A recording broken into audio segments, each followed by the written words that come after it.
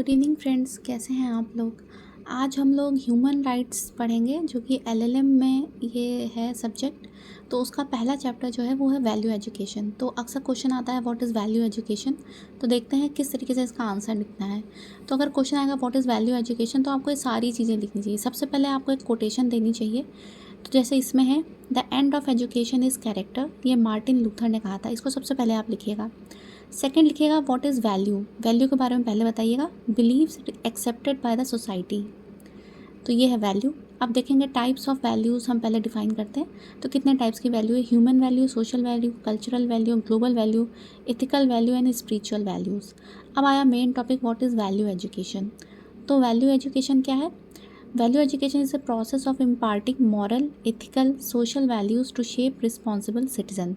इस तरीके से हम लिखेंगे। फिर हम लिखेंगे ब्रांचेस ऑफ वैल्यू एजुकेशन। तो कौन कौन सी ब्रांचेस है? फ्रीडम है, रिस्पेक्ट है, ट्रस्ट है, ऑनेस्टी है, हार्मनी है, रिस्पॉन्सिबिलिटी है एंड फॉरगिवनेस है। अब हम लिखेंगे नीड ऑफ वैल्यू एजुकेशन। क्या नीड है?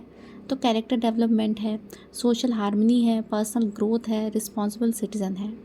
अब हम देखेंगे इंपॉर्टेंस ऑफ वैल्यू एजुकेशन की क्या इंपॉर्टेंस है। तो ये इम्प्रूव डिसीजन मेकिंग है, इन्हांस इमोशनल इंटेलिजेंस है, फाउंडेशन ऑफ सक्सेस है, एम्पावरमेंट है, पॉजिटिव सोशल कंट्रीब्यूशन है, स्ट्रॉन्ग इंडिपेंडेंट रिलेशन है।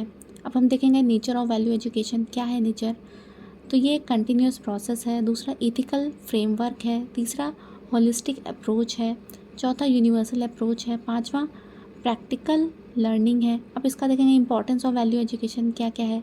तो बिल्डिंग एथिकल सिटीजन्स है, इन्हेंस पर्सनल डेवलपमेंट है, एनकरेज लाइफ लर्निंग है, फोस्टर सोशल कोहेजन है, प्रिपेयरिंग ग्लोबल चैलेंजेस है।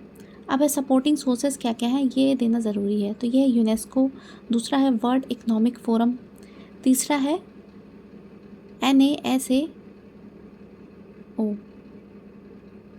तो इस तरीके से हम इस क्वेश्चन का आंसर लिखेंगे। Thank you.